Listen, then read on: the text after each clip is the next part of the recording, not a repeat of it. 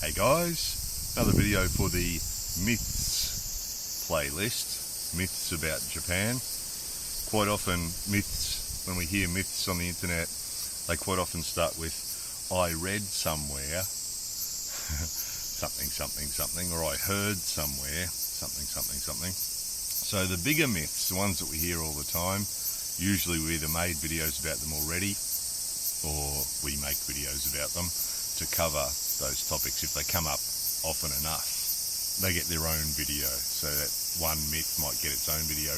A lot of the interview videos on the interview playlist have come from myths, so we hear a myth enough times, then we go and ask some Japanese people about it and make an interview video about it. So these are just some random ones that have come up, so we thought we'd throw a few of the little random ones together. One we get a lot. I heard somewhere you can't buy deodorant or antiperspirant in Japan.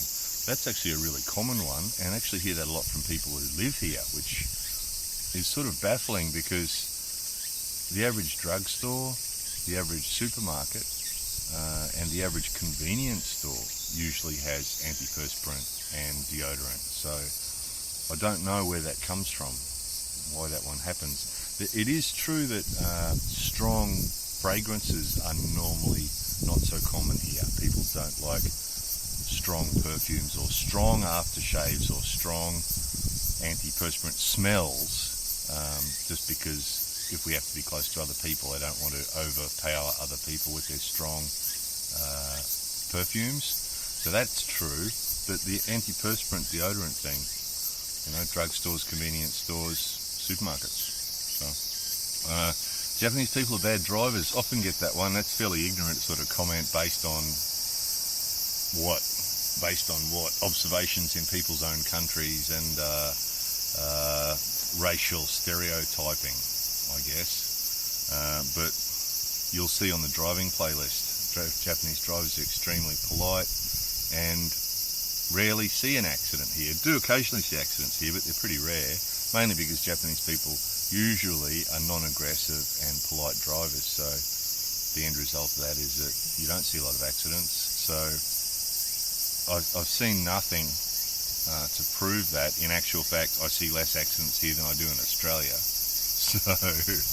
So I'm probably more likely to say Australians are bad drivers than Japanese are. So unless someone can show us some statistics to the opposite, I'm not going to believe that one either. Another racial stereotyping or another ignorant sort of comment is Japanese people eat dogs and cats. No, Japanese people don't eat dogs and cats.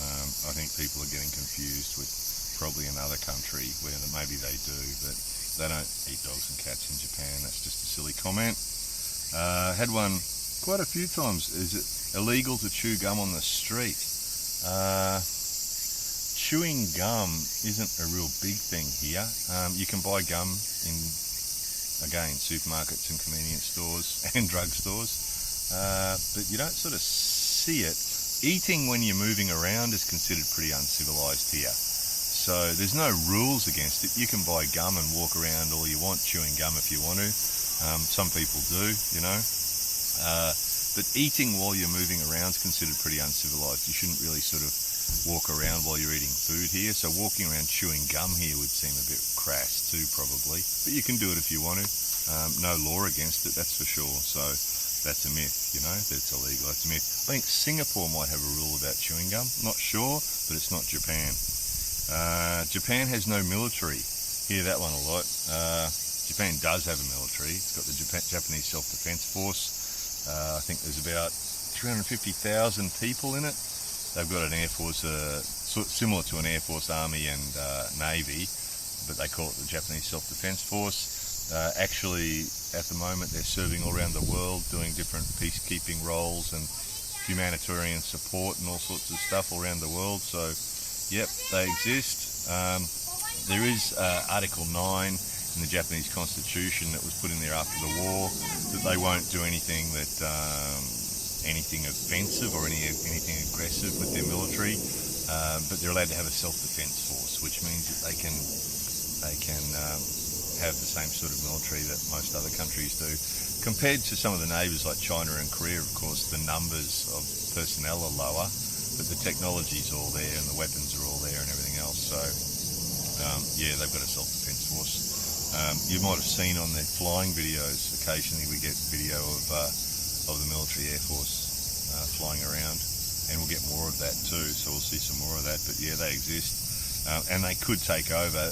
Just touch on it quickly. We talked once before in another video about the American army leaving Japan, the American military leaving Japan. If they left, it would be possible for the Japanese military to take over those bases and look after all those same weapons and everything else if they wanted to, so it's possible. Being foreigner in Japan means that the rules don't apply. Get that a lot. You know, tattoos usually aren't allowed in onsen. We've shown swimming places before where tattoos are not allowed, and quite often the question is, what about if you're a foreigner? And a lot of videos are the same. We make a video saying what Japanese people do and don't do, and people say, what about me? What if I'm a foreigner, you know? Well, if there's a rule and you're a foreigner, you'll have to abide by the rule. If it's a rule, you know, if they say there's no tattoos allowed in the swimming fun park, then you won't be allowed in. They don't say, oh, you're a foreigner, you can come in. Why would they do that? If they don't let Japanese people in, they're not going to let foreigners in. As for customs and that sort of thing, well, if it's not a rule, if it's a custom, it's your choice. But, you know, a good guest, of course, would do what everybody else is doing. So, you know, that way of thinking that because I'm a foreigner, I don't have to do it. You can do that if you want to, you know. Probably best not to, but you can do it if you want to. Yeah, here's a big one. We get this one all the time. Japanese people want to be American, or Japanese people want to be Western. That's a big myth that we get all the time. People see stuff on our videos and make assumptions based on that. So, if you look at our interview series, there's one on there called Which Country, where we actually ask Japanese people which countries they'd like to go to for holidays or to live. That's an enlightening video.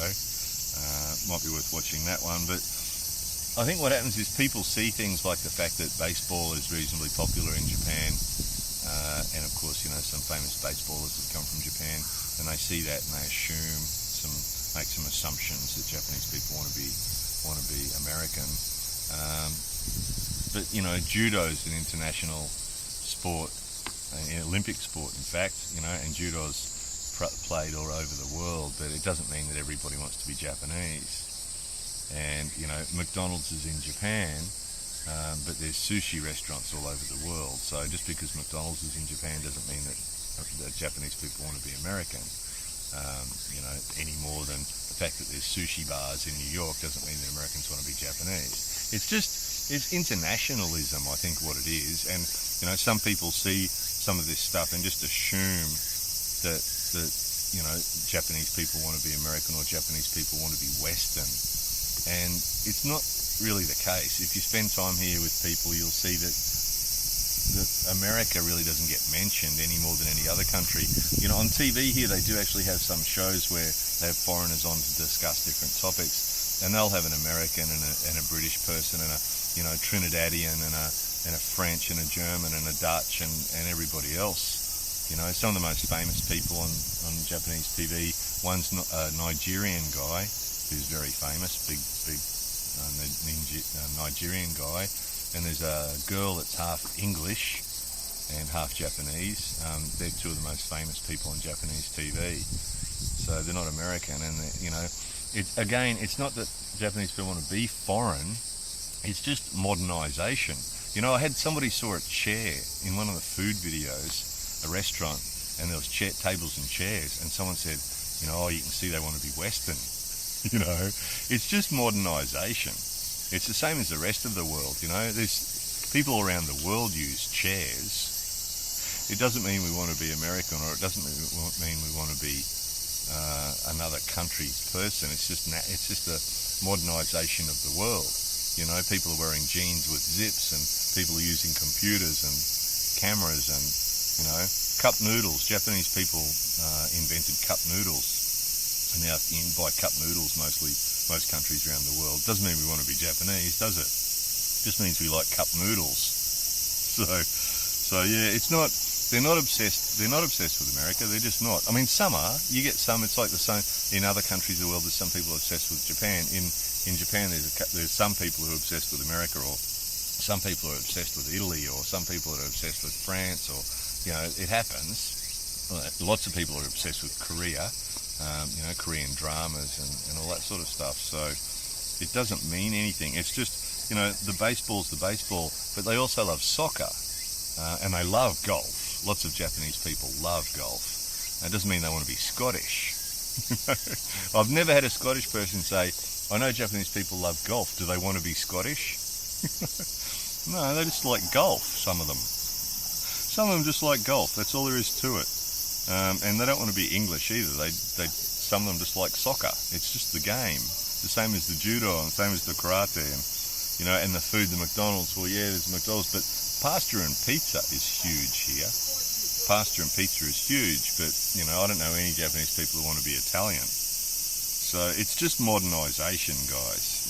It's just modernization. So watch that video about which country. That's interesting because we asked Japanese people which country they'd like to visit for a holiday, and then we asked them which country they'd like to live. And a lot of the people, when I asked them which country they wanted to visit for a holiday, they told us some country. But when I said which country you want to live, most of them, the first answer they gave was Japan. So most of them are very happy to live here. And they go to other places for holidays and then come back here and are even more happy to stay here after they've been to other countries because they love visiting other countries because it's interesting.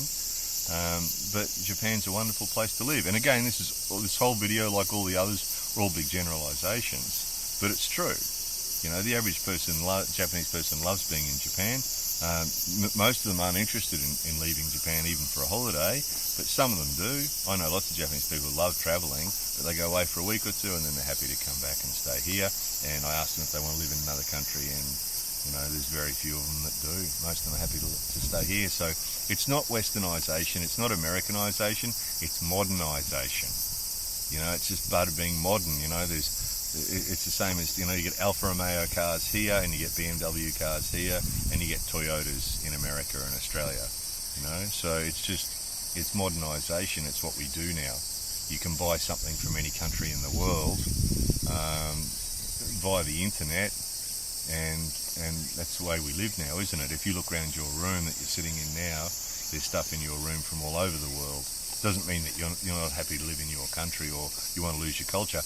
In actual fact, I think one of the reasons that a lot of people are attracted to Japan is the fact that Japanese people have kept their culture so well. I think even with all this modernisation and internationalisation, I think Japan's kept its culture extremely well. Anybody that's spent any time here knows that even though it's modernised, the Japanese culture is really deeply ingrained. So, and if you haven't been here and you've seen our videos, that's the case.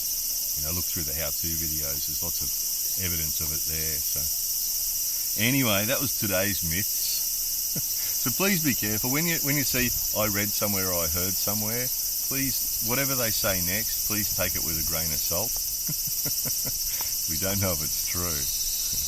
Anyway, yeah, we got to be careful where we get our sources from. That's why I try and always get the information that we pass to you guys. We try and get it directly from Japanese people. Because the last place you want to get it's the internet.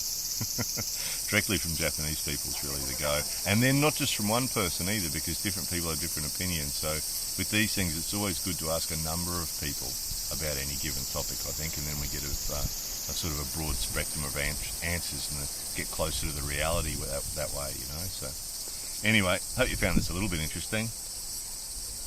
Did you happen to notice the castle over my shoulder? Cool, isn't it? The Castles playlist, guys. Castles and old buildings playlist. More videos coming soon.